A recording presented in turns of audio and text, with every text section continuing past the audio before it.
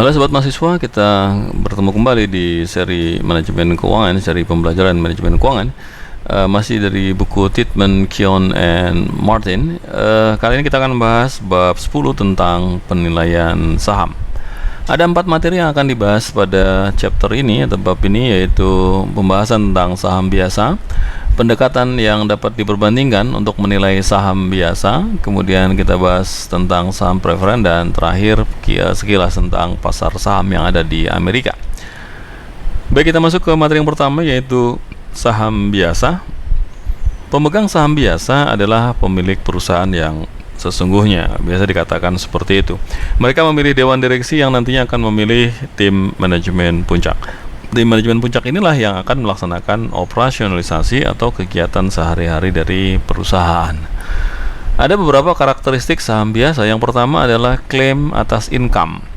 Para pemegang saham biasanya memiliki hak atas income perusahaan setelah hak dari para pemegang obligasi dan para pemegang saham preferen dibayarkan. Contohnya pada saat pembagian dividen, tentu saja pada saat pembagian dividen, income yang ada sebelum dibayarkan kepada pemegang saham biasa diutamakan untuk membayar bunga yang dijanjikan kepada para pemegang obligasi dan dividen tetap, tanda kutip ya, kepada pemegang saham preferen, sehingga para pemegang saham biasa akan mendapatkan dividen atau kenaikan nilai saham sebagai hasil dari investasi yang mereka lakukan.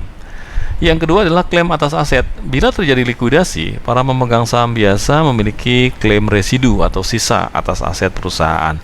Untuk likuidasi Anda nanti bisa cek di materi akuntansi keuangan lanjutan. Di sana dibahas sedemikian rupa, di mana pemegang saham apabila perusahaannya dilakukan likuidasi umumnya akan mendapatkan hasil yang paling akhir. Jadi likuidasi adalah proses mengkaskan semua aset-aset perusahaan, dan uang yang dihasilkan dari proses pencairan aset tadi digunakan untuk membayar hutang-hutang, kewajiban-kewajiban lainnya, dan apabila masih ada yang tersisa, sisa inilah yang akan dibagikan kepada pemegang saham. Itu yang dimaksud dengan klaim atas aset.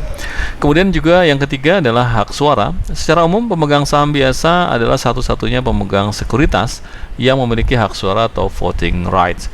Sebagian besar para pemegang saham menggunakan proxy atau wakil dalam pemilihan. Terkait dengan saham biasa, ada juga materi yang dibahas tentang agency cost atau biaya keagenan. Para pemegang saham seharusnya adalah yang akan memilih dewan direksi. Namun dalam kenyataannya, anggota dewan direksi dinominasikan oleh para manajemen. Akibatnya, manajemenlah yang sebenarnya atau sesungguhnya memilih dewan direksi tersebut. Hal ini dapat memunculkan persoalan keagenan. Jadi kalau Anda belajar tentang teori keagenan, di sini ada yang namanya agen, agents, dengan ada yang disebut dengan principals. Principals adalah pemilik perusahaan kalau di kita gitu, atau yang memberikan order, memberikan perintah. Agen adalah mereka yang melakukan aktivitas tadi. Dalam perusahaan, principals itu adalah pemegang saham, sedangkan manajemen itu adalah agents. Persoalan muncul ketika ada satu perbedaan antara dewan direksi dengan manajemen. Itu disebut dengan agency cost. Mari kita masuk ke tema utama, yaitu menilai saham biasa dengan menggunakan suatu model. Model yang pertama kita pakai adalah Discounted Dividend Model atau DDM. Seperti halnya obligasi, di chapter yang lalu kita bahas bagaimana menilai obligasi. Nilai saham biasa adalah sama dengan nilai saat ini atau present value dari seluruh arus kas masa depan yang diharapkan akan diperoleh atas kepemilikan saham biasa tersebut. Jadi ketika kita membahas obligasi, future cash flow-nya adalah berasal dari bunga yang dibayarkan secara rutin ditambah dengan tanggal jatuh nilai pokok obligasi pada tanggal jatuh tempo. Nah, demikian pula dengan dividen, maka berapapun future cash flows dari saham biasa dalam bentuk dividen ini akan kita present value-kan. Namun demikian, tidak seperti halnya dengan obligasi. Arus kas masa depan yang dibentuk oleh dividen bersifat tidak tetap. Artinya dividen itu bisa dibayarkan, bisa tidak. Kita tahu bahwa keputusan pembayaran dividen ada di rapat umum pemegang saham. Ketika rapat umum pemegang saham memutuskan untuk tidak membayar dividen pada tahun ini, ya maka tidak ada dividen. Demikian pula di tahun-tahun yang akan datang. Oleh karenanya, dividen atas saham biasa bersifat tidak tetap dan tidak pula memiliki tanggal jatuh tempo, karena memang kita tahu saham tidak ada tanggal jatuh temponya. Itu yang membedakan antara obligasi dengan saham biasa. Ada 3 langkah prosedur untuk menilai saham biasa menggunakan DDM, Discounted Dividend Model. Langkah pertama, Anda mengestimasi nilai dan waktu-waktu penerimaan arus kas masa depan yang diharapkan akan kita terima dari kepemilikan saham biasa yang kita miliki tersebut. Langkah kedua adalah menghitung tingkat risiko dividen di masa datang dari saham untuk kita gunakan dalam menentukan tingkat imbalan saham yang diharapkan atau Stokes Required Rate of Return. Dan langkah ketiga, kita hitung present value-nya, nilai saat ininya. Dari dividen diharapkan dengan mendiskontokannya ke nilai saat ini atau present value dengan menggunakan persentase tingkat imbalan yang diharapkan tadi. Nah, 3 langkah ini menunjukkan bahwa nilai saham biasa sama dengan present value dari seluruh pendapatan dividen di masa yang akan datang. Jika dividen tunai suatu perusahaan berkembang secara konstan, maka saham biasa dapat dinilai dengan cara sebagai berikut. Ini asumsikan gitu ya, dividennya berkembang tiap tahun, dia berkembang sekian persen. Anda ingat ke materi tentang anuitas, ya, perpetuitas dan khususnya perpetuitas. Di sana ada growing perpetuity. Nah, konsep growing perpetuity di materi sebelumnya kita gunakan untuk membahas model pertumbuhan dividen yang konstan. Jadi rumusnya VCS ini adalah value of common stock, gitu ya, nilai saham biasa, yaitu dividen tahun 0 dikalikan dengan 1 plus dividend growth rate-nya, kemudian dibagi dengan stockholders required rate of return, berapa rate of return yang diharapkan, dikurangi dengan dividend growth rate. Atau Anda bisa gunakan rumus yang ini, yaitu dividen tahun pertama dibagi dengan stockholders required rate of return dikurangi dengan dividend growth. Ini kalau ada growth. Kalau tidak ada growth bagaimana? Ya, ini Anda hilangkan saja, ya. Ini otomatis menjadi dividen tahun 0 dibagi dengan stockholders required rate of return. Mari kita lihat contoh kasusnya. Berapakah nilai atau value selembar saham biasa yang pada akhir tahun lalu membayarkan dividen sebesar $6 dan diharapkan akan membayar kembali dividen tunai tiap tahunnya yang dimulai dari saat ini, hari ini, hingga seterusnya. Kenapa seterusnya? Ya karena kita tahu saham biasa tidak memiliki jatuh tempo. Dengan tingkat pertumbuhan dividen G-nya, growth-nya sebesar 5% per tahun, dan tingkat imbalan atas saham yang diharapkan oleh investor adalah 12%. Kita bisa analisis melalui langkah-langkah pemetaan masalah. Anda gunakan rumus perpetuitas, ya, yang sudah kita bahas di chapter terdahulu. Maka garis waktu atau timeline berlanjut selamanya, N-nya tak terhingga. Di sini N-nya tak terhingga, dan arus kas yang berasal dari dividen tumbuh tiap periodenya seperti ini. Ini tentu saja diasumsikan bahwa dividennya dibayarkan tiap tahun dan kemudian tiap tahunnya tumbuh sebesar 5%. Ya. Sehingga di tahun pertama Anda akan dapat dividen $6, tahun kedua 6 kali 1,05, kemudian tahun kedua 6 kali 1,05 pangkat 2, dan seterusnya, ya.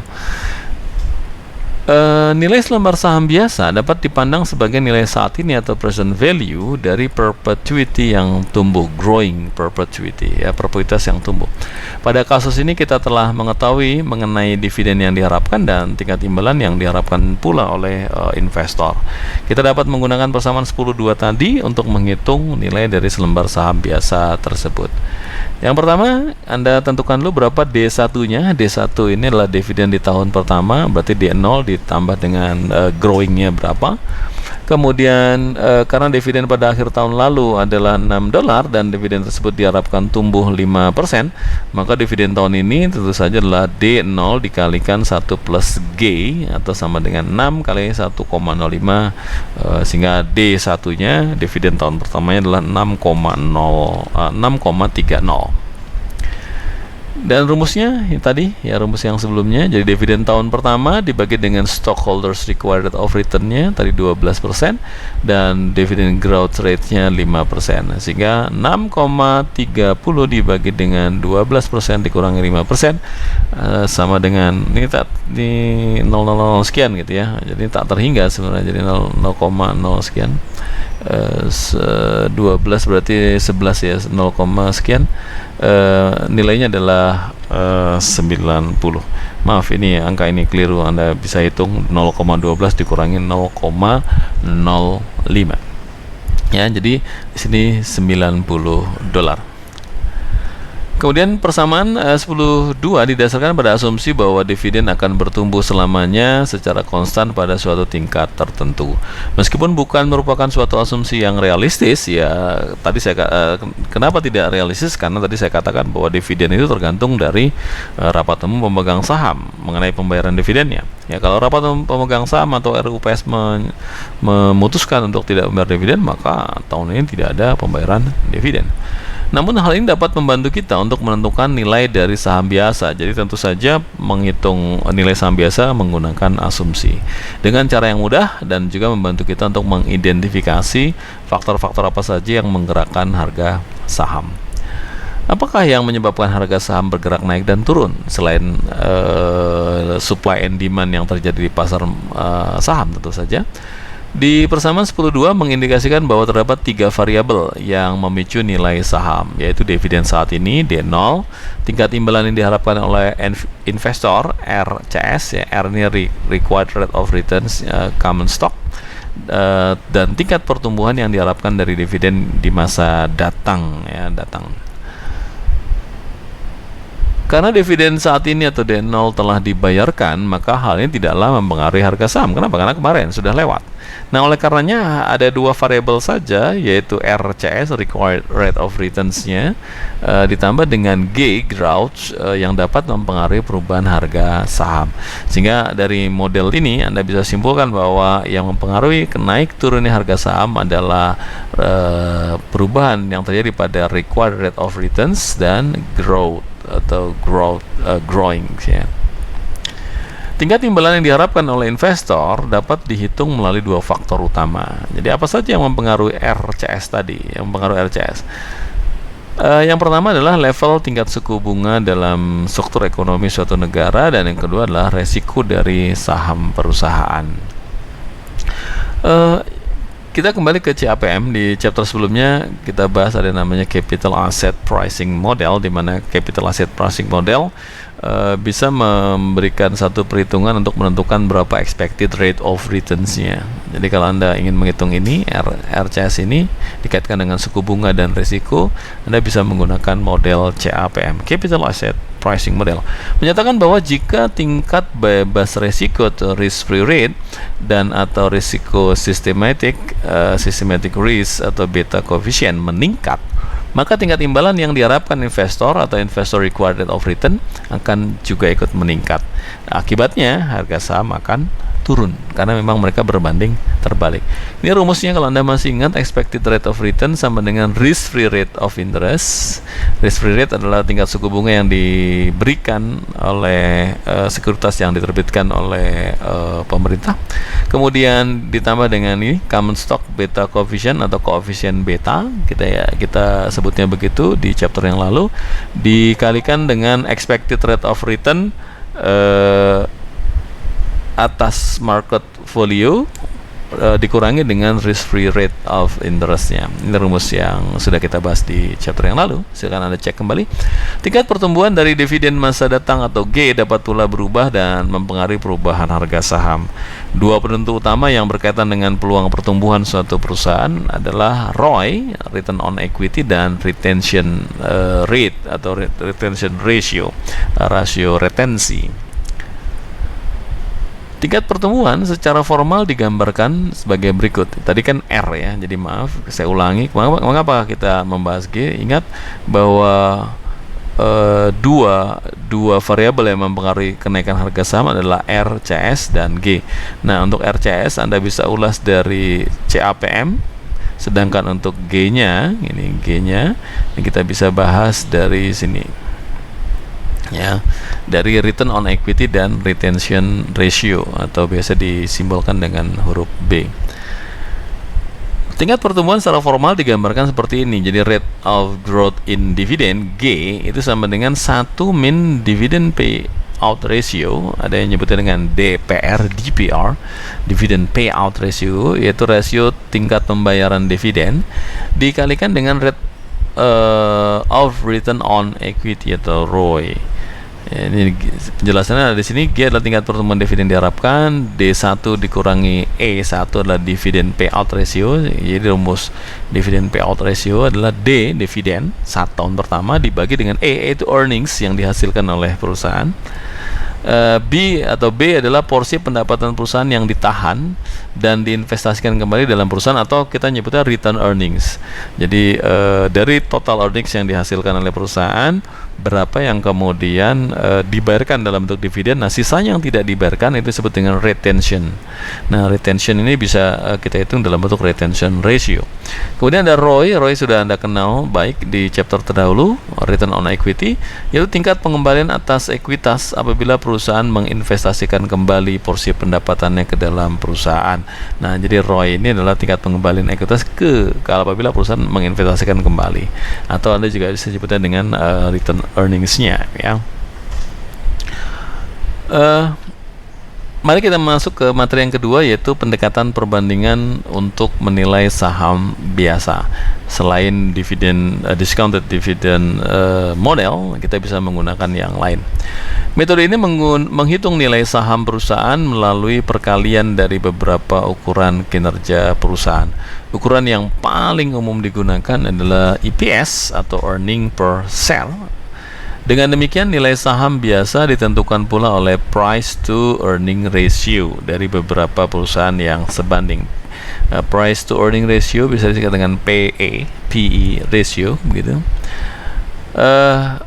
Sehingga model yang kedua, selain Anda bisa menghitung harga saham atau nilai saham menggunakan discounted dividend model, Anda bisa juga menggunakan PE ratio, di mana rumusnya adalah value of common stock itu sama dengan appropriate price dibagi dengan earning ratio dikalikan dengan estimated earning per share untuk tahun pertama, atau rumusnya seperti ini: P dibagi dengan E1 dikalikan E1. Secara matematis, kalau E ini dihilangkan, ya, substitusi, kita akan dapatkan P-nya. Tentu saja tidak seperti itu. Jadi P ini adalah appropriate price earning dibagi dengan earning ratio, dengan E di sini adalah estimated earning per shares pada tahun pertama. Ini penjelasannya. VCS adalah nilai saham biasa pada suatu perusahaan. P per E1 adalah price earning ratio. Jadi ingat di chapter tentang ratio, di sana Anda bisa ngitung juga sebenarnya price earning ratio dari perusahaan berdasarkan harga per lembar saham saat ini dibagi dengan earning perusahaan pada akhir tahun pertama.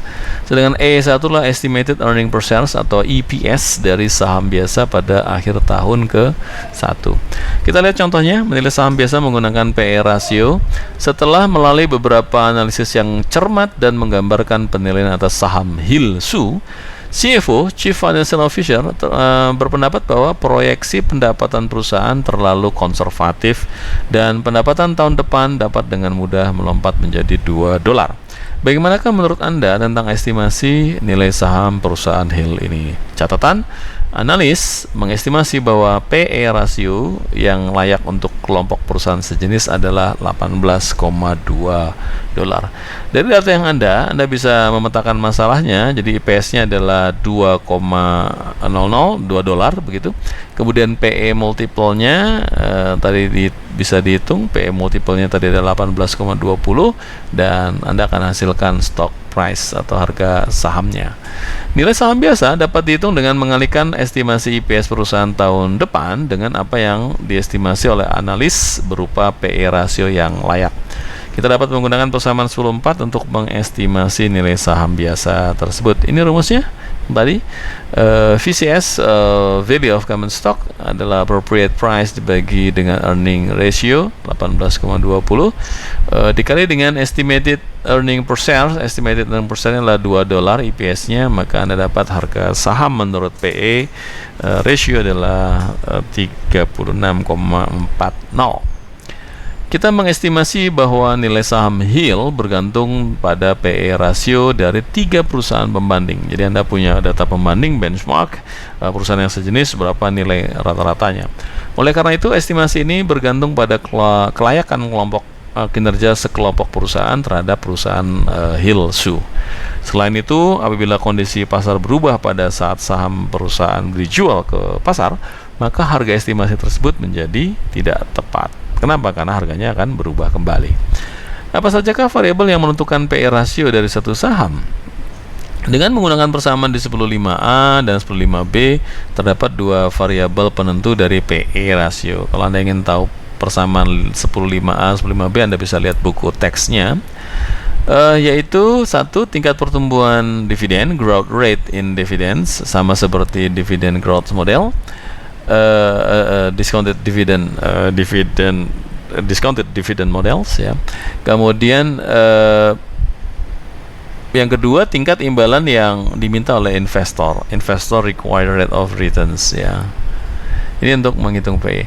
Ingat bahwa higher the growth rate, semakin tinggi tingkat pertumbuhan, higher juga PE-nya, semakin tinggi juga PE-nya. Dan kemudian higher required rate, semakin tinggi tingkat pertumbuhan yang diminta, PE-nya akan semakin rendah. Kita masuk ke materi yang ketiga, yaitu tentang saham preferen. Untuk saham preferen, dividen saham preferen secara umum, nilai dividen dari saham preferen bersifat tetap dan biasa dinyatakan dengan menggunakan satuan mata uang, atau bisa juga menggunakan persentase, misalkan sekian persen, 5%, 6%, gitu ya, dimana persentase ini nanti akan Anda kalikan dengan nilai nominal saham preferen tersebut. Saham preferen juga bersifat multi classes, artinya ada banyak jenisnya. Suatu perusahaan dapat menerbitkan lebih dari satu jenis saham preferen, dan tiap jenisnya memiliki karakteristik yang berbeda, karena memang ada beberapa jenis saham preferen, ada yang kumulatif, non kumulatif, ada participated, non participated, dan sebagainya. Kemudian yang berikutnya, saham preferen memiliki klaim atas aset dan income. Pemegang saham preferen memiliki prioritas dibandingkan dengan pemegang saham biasa. Karena itulah mengapa mereka disebut saham istimewa. Dalam hal klaim penyelesaian kebangkrutan atau terjadi likuiditas, sebagian besar saham preferen memiliki cumulative features atau fitur yang sifatnya kumulatif, yaitu dividen masa lalu yang belum terbayar itu harus dibayarkan terlebih dahulu sebelum dilakukan pembayaran dividen kepada pemegang saham biasa. Dengan kata lain, kalau perusahaan mengalami likuidasi, perusahaan dibangkrutkan, semua asetnya dijual, maka uang hasil penjualan aset-aset tadi setelah digunakan untuk membayar hutang-hutang, kewajiban-kewajiban, maka digunakan untuk membayar dividen yang terhutang, dividen saham preferen yang terhutang terlebih dahulu, baru kemudian sisanya kalau ada digunakan untuk membayar saham biasa, pemegang saham biasa. Saham preferen dikenal juga sebagai security hybrid atau hybrid, ya, banci begitu ya. Kenapa? Karena dia memiliki dua karakteristik, yaitu karakteristik sebagai saham common stock, juga dia memiliki karakteristik sebagai hutang debt. Saham preferen tidak memiliki saat jatuh tempo, sama seperti saham biasa. Seperti halnya saham biasa, dividen yang tidak dibayarkan tidak dapat diklaim saat terjadi kebangkrutan dan tidak dapat dikurangi dalam kaitannya dengan aturan perpajakan. Sementara saham preferen juga memiliki sifat-sifat seperti halnya hutang, yaitu saham preferen memiliki pembayaran dividen yang sifatnya tetap, jadi kayak hutang, kayak obligasi. Obligasi itu punya pembayaran bunga yang tetap secara periodik. Demikian pula dengan saham preferen. Itulah mengapa saham preferen juga disebut dengan like debt. Banyak saham preferen yang secara periodik ditarik kembali untuk dibatalkan, meskipun saham preferen tidak memiliki tanggal jatuh tempo. Jadi inilah mengapa dua karakteristik ini yang menjadikan saham preferen disebut juga sebagai hybrid securities. Karena saham preferen bersifat perpetuitas, jadi sama seperti saham biasa karena tidak memiliki tanggal jatuh tempo, dan karena dividen tunai nilainya sama untuk tiap periodenya, maka saham ini dapat dinilai dengan menggunakan present value dari suatu perpetuitas sebagaimana yang telah dibahas di chapter sebelumnya di bab 6. Rumusnya ini, jadi value of preferred stock adalah annual preferred stock dividend dibagi dengan market required yield on preferred stock. Kita dapat menggunakan persamaan 10-6 untuk menghitung imbal hasil atau yield yang diinginkan pasar, markets required yield. Sehingga rumusnya menjadi ini ya, jadi yang rumus tadi ini ya, V preferred stock, kemudian sini adalah dividends, kemudian sini adalah markets yield, R PS preferred stock. Maka Anda bisa ubah rumusnya menjadi seperti ini. Jadi kalau Anda ingin menghitung berapa R-nya adalah dividend of preferred stock dibagi dengan value of preferred stock. Contoh kasus, berapakah nilai saat ini dari selembar saham preference yang membayarkan dividen sebesar 12% per lembar jika imbal hasil pasar atau market yield-nya adalah 8%. Kalau Anda petakan dalam bentuk timeline akan seperti ini garis waktunya 0, 1, 2, 3 dan seterusnya tak terhingga. R-nya adalah 8%, R of preferred stock-nya, dan dividennya tadi 12. Dari sana Anda nanti bisa menghitung berapa nilai saham preference, yaitu dengan membagi antara annual preferred stock dividend dibagi dengan berapa market rate of required-nya. Nah, hasilnya adalah $150. Ini adalah nilai saham preference. Oleh karena saham preference bersifat perpetuitas level atau level perpetuity, maka nilai pada tanggal kapanpun di masa datang akan selalu sama dengan nilai saat ini atau present value pada hari ini, sepanjang tingkat imbalan yang dijanjikan atas saham tersebut juga sama. Dan kita masuk ke materi yang terakhir, yaitu stock market atau pasar saham, khususnya yang ada di Amerika. Untuk yang ada di Indonesia sudah saya sampaikan di chapter tentang pasar keuangan. Pasar saham, sebagaimana yang telah dibahas pada bab 2, sekuritas yang baru diterbitkan diperdagangkan di pasar perdana. Anda ingat kembali apa itu pasar perdana dan apa itu pasar sekunder. Sedangkan sekuritas yang beredar saat ini diperdagangkan di pasar sekunder. Jadi pasar saham atau bursa saham itu adalah pasar sekunder. Pasar perdana tidak ada di sana. Pasar perdana adalah pasar sebelum masuk ke pasar saham. Ada dua jenis pasar sekunder, yaitu organized exchange, bursa saham yang terorganisasi, organized, dan ada over the counter market. Ini sudah kita bahas juga ya. Di Amerika ada New York Stock Exchange atau NYSE, biasa disebut dengan big boards, ya, papan besar, adalah pasar saham tertua dari seluruh jenis organized exchange yang ada di dunia.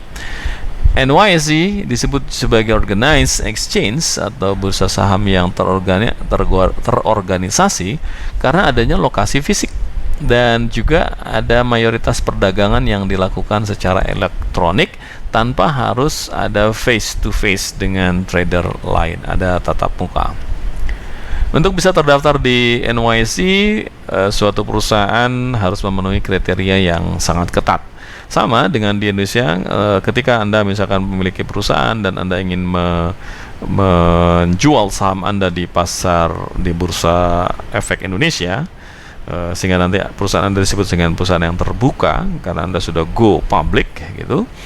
Tentu saja tidak mudah, banyak sekali persyaratan-persyaratan yang harus Anda penuhi. Anda harus datang ke OJK, Anda nanti baru datang ke bursa efek Indonesia, dan Anda tidak bisa melakukan sendiri. Anda harus dibantu oleh bank investasi atau perusahaan-perusahaan investasi yang ada di Indonesia. Kriteria sangat ketat berkaitan dengan profitabilitas dan nilai pasar serta potensi yang dimiliki secara luas oleh perusahaan tersebut. Banyak perdagangan di NYSE dilakukan dengan basis atau dengan sistem block trades, ya. Jadi perdagangannya itu pakai di blok kelompok-kelompok tertentu, yaitu transaksi yang meliputi 10.000 lembar saham atau lebih oleh investor perorangan maupun institusi. Jadi kalau Anda mau beli, Anda belinya block trades per 10.000 lembar saham. Anda nggak bisa beli 1 lembar, 2 lembar, 100 lembar gitu ya. Kemudian selain New York Stock Exchange, ada American Stock Exchange atau AMEX, adalah bursa saham terbesar kedua di Amerika dengan menggunakan skema floor based exchange. Jadi bursanya menggunakan floor base, ada di lantai, maksudnya ada di perdagangan di sebuah bursa. Dari sisi jumlah dan volume perdagangannya, AMEX berada di peringkat kedua dengan nilai kurang dari 3% NYSE. Meskipun AMEX bergabung dengan Nasdaq pada tahun 98, namun masing-masing tetap beroperasi sebagai entitas yang terpisah. Berikutnya adalah over the counter markets. Over atau OTC. OTC ini adalah suatu jaringan para dealer yang tidak memiliki daftar atau tidak membutuhkan keanggotaan. Beda dengan di bursa efek. Saat ini pasar OTC sudah bersifat elektronik, tidak lagi personal, dengan Nasdaq sebagai bursa yang terdepan. OTC juga merupakan pasar perdana bagi obligasi. Ini khusus untuk obligasi ya. OTC bisa dijadikan sebagai pasar perdana, bukan pasar sekunder. Nasdaq memulai debutnya pada tahun 71 dan merupakan pasar saham pertama yang berbasis elektronik. Meskipun jumlah perusahaan yang terdaftar di Nasdaq lebih banyak dibandingkan dengan NYSE, namun perusahaan yang terlibat dalam perusahaan terlibat adalah perusahaan-perusahaan yang berskala kecil atau small cap disebutnya, dengan beberapa pengecualian. Terdapat sekitar 1.000 partisipan pasar yang melakukan perdagangan dan saling terhubung secara elektronik dengan informasi harga dan perdagangan yang tersebar luas melalui lebih dari 350.000 terminal di seluruh dunia. Pasar saham Nasdaq memiliki dua tingkatan atau tiers ya. Perusahaan yang terdaftar yaitu Nasdaq National Markets, terbentuk dari sekitar 4.000 perusahaan yang ada di Amerika seperti Dell dan Intel. Dan ada Nasdaq Small Cap Market, Small Capital, jadi yang kapitalisasinya itu tidak besar atau disebut dengan small, yang terdiri dari 1.000 perusahaan kecil yang baru tumbuh. Itu untuk National Small Cap Market. Jadi kalau di Amerika perusahaan yang masih baru-baru gitu ya, kalau dia ingin jual saham ya datangnya ke Nasdaq Small Cap, tidak di National Markets. Saya kira itu materi yang terkait dengan penilaian saham. Tadi tidak ada perhitungan-perhitungan detail. Anda bisa berlatih, Anda bisa cek buku teks Anda, kemudian Anda gunakan latihan-latihan soal yang ada di sana. Anda kerjakan untuk melatih penggunaan discounted dividend models, atau Anda menggunakan PE model, price earnings models, untuk mengetahui bagaimana menghitung harga saham biasa. Saya kira itu yang bisa saya sampaikan. Jangan lupa kerjakan latihannya supaya Anda semakin mahir, khususnya penghitungan saham biasa dan juga tadi saham preferen. Sampai bertemu lagi di pembelajaran berikutnya. Terima kasih.